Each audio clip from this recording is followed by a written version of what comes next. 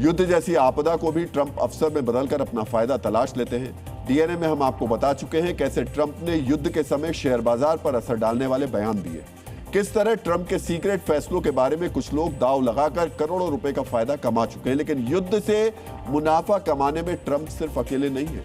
लड़ाई को कमाई में बदलने वाले क्रोनोलॉजी सिर्फ अमेरिकी राष्ट्रपति की ही नहीं, उनके मंत्री भी इसमें माहिर हैं। ब्रिटिश अखबार फाइनेंशियल टाइम्स ने युद्ध में मुनाफाखोरी को लेकर अमेरिका के रक्षा मंत्री पीट हेग्सेथ के खिलाफ एक बड़ा खुलासा किया है। रिपोर्ट के मुताबिक हेग्सेथ ने ईरान के खिलाफ हमले से कुछ दिन पहले अमेरिका की बड़ी हथियार कंपनियों में भारी भरकम निवेश की कोशिश की।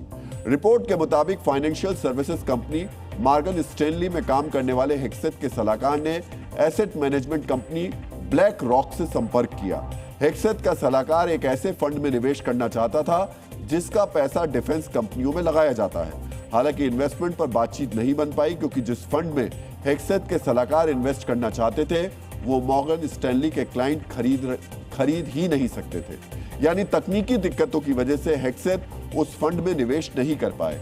आप इसे आसान भाषा में इस तरह समझिए, मॉर्गन स्टैनली को हेग्सेथ ने अपना पैसा मैनेज करने के लिए दे रखा है। स्टैनली ने हेग्सेथ की तरफ से ब्लैक रॉक के एक ऐसे फंड में निवेश करने की कोशिश की जो डिफेंस की कंपनियों में पैसा लगाता है।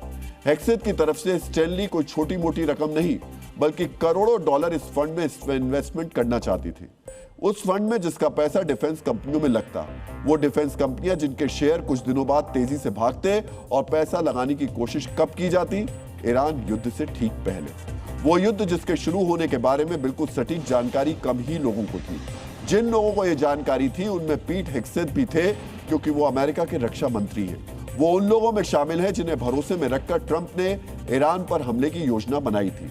यानी उन्हें पूरी तरह पता था कि ईरान पर हमला कब होगा, कैसे होगा, कितने दिनों तक हमले जारी रहेंगे। अमेरिका के पास हथियारों का भंडार कितने दिनों का है, कितने हथियारों की जरूरत होगी और किन कंपनियों को हथियारों का ऑर्डर दिया जाएगा। उन्हें यह भी पता था कि डिफेंस कंपनियों के शेयर इस ऑर्डर की वजह से भागने वाले हैं।